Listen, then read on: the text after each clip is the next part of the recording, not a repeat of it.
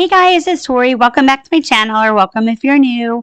So in today's video, I'm going to walk you through how to make a wooden ornament with the tumbling towers from the Dollar Tree.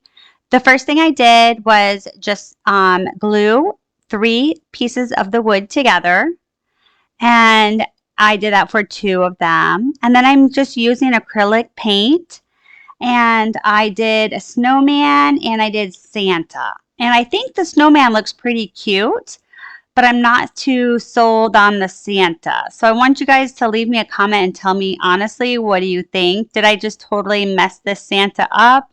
Or is this something that might be cute? I used the embroidery floss for Santa's mustache and his beard.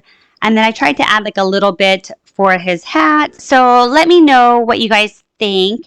And also leave a comment below and let me know what you would have used for this project.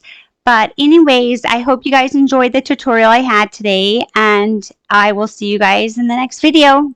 Thanks. Bye.